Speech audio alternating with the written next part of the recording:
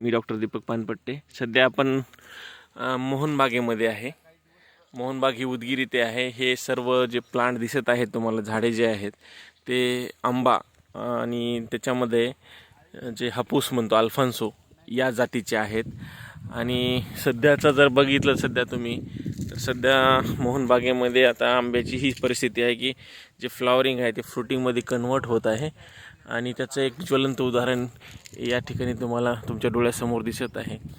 त्यानंतर जे याला ड्रीप सिस्टीम केलेली आहे, ह्या ड्रीप सिस्टीममध्ये झाडाच्या भोवती एक रिंगण केलेलं आहे, जेणेकरून झाडाचा जेवढा घेरा आहे त्याप्रमाणे असे रिंगण केलेलं आहे ड्रीपचं, आणि ते चौकीकून त्याला पाणी देण्यात येत आहे.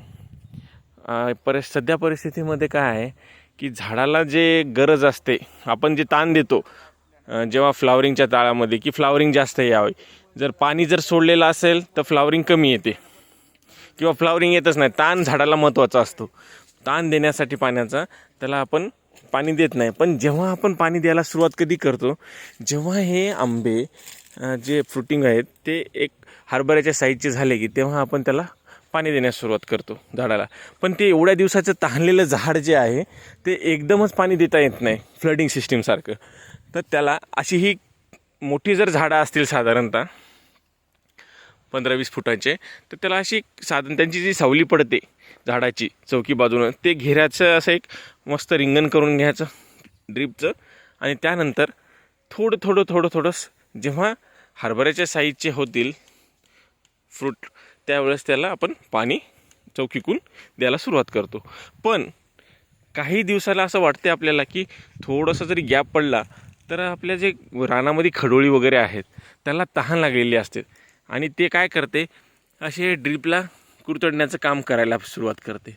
मग तिला तर तहान लागलेली आहे, तिला तर पाण्याची गरज आहे आणि आपल्या झाडाला आहे. पण हे मागामुलीचं जे आथरलेलं आपल्या शेतामध्ये ड्रीप सिस्टीम आहे त्याला धोका न पोहोचता तिला पण पाणी मिळावं आणि आपलं पण काम धकावं, यासाठी इथले सोमोशी सर म्हणून या मोहनबागेचे देखरेख करतात. अतिशय चांगल्या प्रकारे देखरेख करतात. तुमच्या डोळ्यासमोर ज्वलंत उदाहरण आहे. तुम्ही बघू शकता किती छानरित्या त्यांनी हे बागेला मेंटेन केलेलं आहे. कडी मेहनत आहे त्यांची याच्या पाठीमागे, आणि म्हणून तिला पण पाणी भेटलं पाहिजे खडोळीला, आपलं ड्रीप पण खराब न झालं पाहिजे.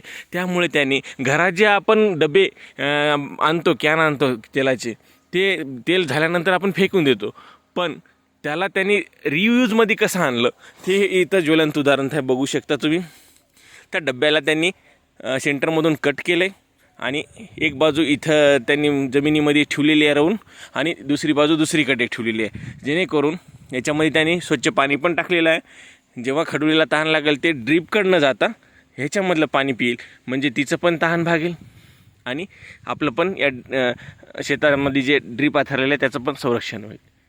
तर हे तुमच्या सर्वांच्या माहितीसाठी धन्यवाद.